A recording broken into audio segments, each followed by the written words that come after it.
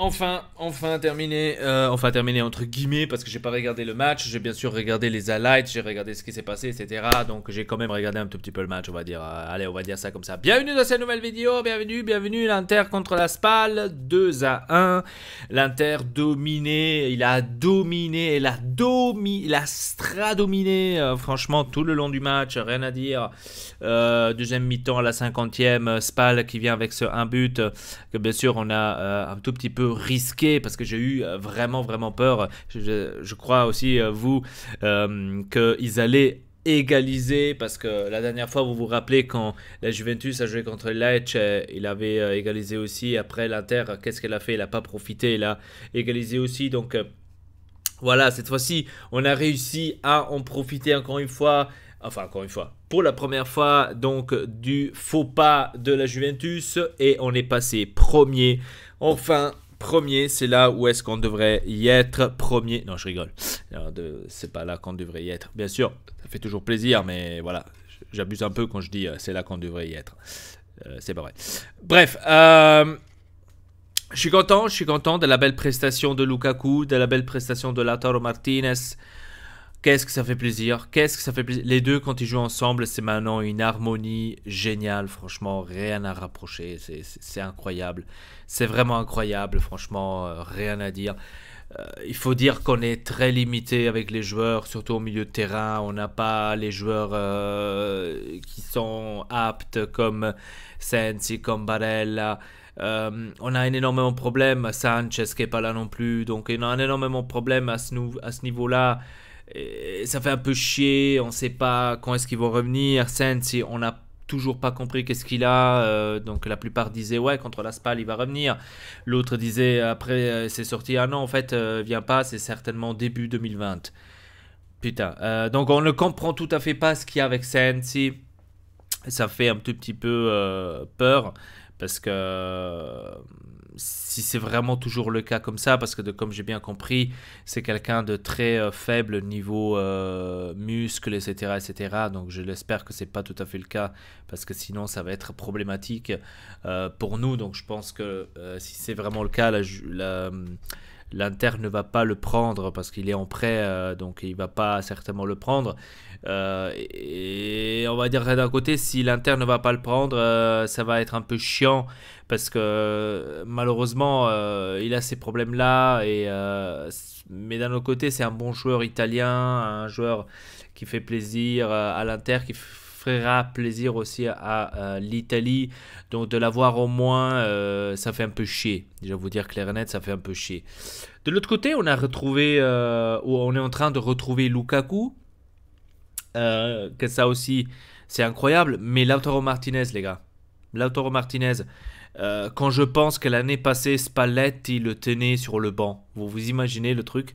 Et cette année, il est en train d'exploser peu à peu. J'espère tout simplement que Lautaro Martinez, parce que j'ai vu aussi qu'ils sont en train de discuter pour le contrat de Lautaro Martinez, pour qu'on enlève cette clause libératoire, ou qu'au moins on la redouble. Ça serait énormément pas mal, parce que si on perd Lautaro Martinez, parce que comme j'ai bien compris, le Barcelone serait derrière. Mais après je me dis, le Barcelone est derrière, d'accord, je suis bien d'accord. Mais pour faire quoi en fait? Ils ont Griezmann, ils ont Suarez. Qu'est-ce que tu veux faire avec pour le tenir seulement sur le banc? C'est quand même bizarre, quoi. Donc c'est un truc que je comprends pas. Voilà, donc ouais, pour ce match, les gars, rien à dire. La Spal, il a fait son match qu'elle devrait faire. Elle pouvait pas faire plus que ça. Et nous, on a superbe bien joué, rien à dire. Et quel joueur, Lautaro Martinez. J'en reviens pas. Même les deux, hein, Martinez avec Lukaku. Franchement, quelle belle entente qu'ils ont tous les deux. Et quand je me dis qu'au début, il y avait tous ces Icardiani qui disaient ouais, Icardi va manquer, vous allez voir, Icardi va manquer. Et que maintenant, on a ces résultats-là. Enfin, résultats-là dans le sens que les deux attaquants se comprennent bien. Pas les résultats qu'on est en train de gagner, mais qui s'entendent tellement bien. Franchement, ça fait hyper plaisir parce que ça montre encore une fois que tous ces gens-là qui sans seulement pour les joueurs, etc. Ils ont tout simplement tort. Donc, si vous voulez gagner, si vous voulez fêter, il faut avoir ça, les gars. Il faut avoir ça, c'est incroyable, c'est génial. Le member car. Je sais pas pourquoi est-ce que je vous montre ça, mais bon, bref. Il faut soutenir tout simplement l'équipe. Il faut pas chercher, ouais, avec Icardi, ouais, ici et là. C'est n'importe quoi parce que c'est franchement. Vous n'avez pas compris qu'est-ce que ça veut dire soutenir en fait une équipe. Et ça, c'est très dommage. Je suis en train d'aller voir les statistiques. C'est qu'il y a eu donc 55% de possession de balle pour l'Inter, 19 tirs à 12, donc 45% de SPAL, enfin de possession de balle pour la SPAL, 12 tirs pour la SPAL à 19 tirs pour l'Inter, 8 corners pour l'Inter, 0 pour la SPAL, précision de tir, donc sur les 19, il y a eu 8 qui ont été précis sur les 12 de la SPAL, c'était 3, donc 42% et 25. Il y a 8 tirs cadrés et 7 non cadrés pour l'Inter, 3 tirs cadrés pour la SPAL et 8 non cadrés. Donc c'est incroyable. Occasion manquée, il y en avait 3 pour l'Inter qu'on aurait pu faire largement à 5-6 buts, franchement largement. 2 manqués par la SPAL. Donc voilà, c'est incroyable, franchement c'est incroyable et on peut vraiment rien dire à ce niveau-là, c'est vraiment incroyable. Donc meilleur joueur donc de ce match, je dirais Lautaro Martinez largement. Il a fait 2 buts, 4 cadrés. Enfin 4 tirs cadrés, dans ces 4 tirs cadrés il a fait 2 buts, donc il a fait 6 tirs au total, c'est le meilleur je pense que par rapport à ça. Niveau tir c'est Lautaro Martinez. Occasion, passe décisive, Brozovic avec Candreva, la passe de Candreva pour faire le but justement, c'était incroyable. Après sur Brozovic, ouais, enfin, je pense que l'homme du match, je donnerais ça à Lautaro Martinez. Je suis en train de voir les notes des joueurs. Lautaro Martinez, justement, il a eu 9,9. Donc là, il y a les notes des joueurs. Regardez, Lautaro Martinez a eu 9 sur 9. Bonjour le focus. Ah, quand même. Voilà. Lautaro Martinez, 9 sur 9. Lukaku, il a eu 6,1 si je ne me trompe pas. Ouais, Lukaku, je crois qu'il avait même raté un truc. Donc je sais pas qu'est-ce qu'elle a ma caméra, mais elle a pas. Quand même. 6,1, Galadini 5,9, Brozovic 7,5, Vecino un peu moins. Lazzaro, ouais, c'était pas top non plus, j'avais vu. Bon, après, niveau défense, on pouvait rien dire. Hein. Devray 5,8, ouais, bon, ok. Ambrosio 5,3, ouais, ok, bon, ça passe. On pourra dire par rapport à ça, rien à dire. Godin 5 sur 5. Après, la défense, c'était pas énormément, il n'y avait pas énormément de travail à ce niveau-là. Donc, ça va, quoi. Donc, on pourra rien dire à ce niveau-là. Donc, je suis assez content.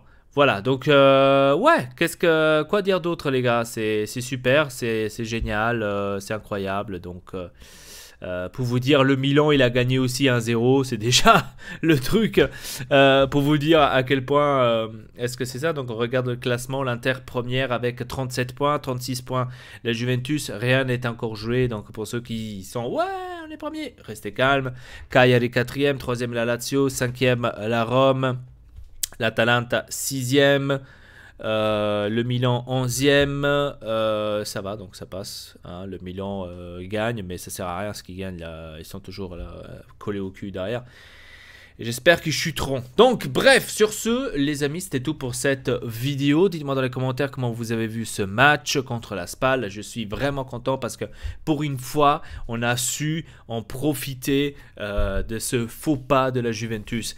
Une question quand même j'ai à vous poser, donc pour ceux qui regardent la vidéo, c'est est-ce que vous croyez, ou mieux dire, Combien de temps croyez-vous que l'Inter va encore continuer à ce rythme? Parce que c'est quand même énorme ce qu'on est en train de faire et le rythme qu'on est en train de jouer. Il faut aussi dire qu'on est quand même... on a quand même beaucoup de joueurs blessés et tous les joueurs qui rentrent, tous les joueurs qui jouent, ils donnent 300%. Donc Antonio Conte est en train de les pousser vraiment au maximum. Combien de temps vous croyez on va tenir encore à ce point? Parce que là, franchement, c'est comme avait dit Antonio Conte, la Juventus joue normal. Nous, on doit jouer à 1000 à l'heure. Et ça, c'est la différence. Parce qu'eux ne jouent pas à 1000 à l'heure. Et ça, c'est une différence. Et je pense que ça ferait, je pense, l'affaire. Hein. Je vais dire, voilà quoi.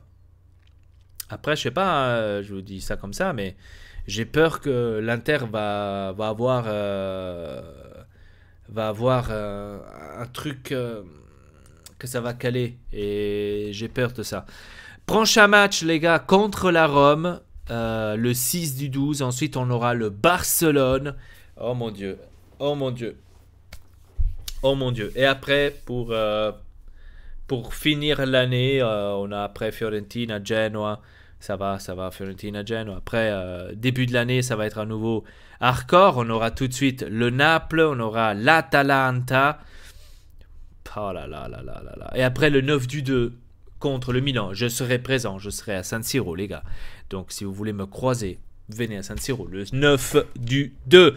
Donc, voilà les amis, c'était tout pour cette vidéo. Abonnez-vous à la chaîne Nortexcel pas, laissez un petit like et aussi cochez la cloche pour rien perdre donc des prochaines vidéos. Donc, sur ce, je vous dis à très bientôt et comportez-vous bien et Forza Inter, à la prochaine.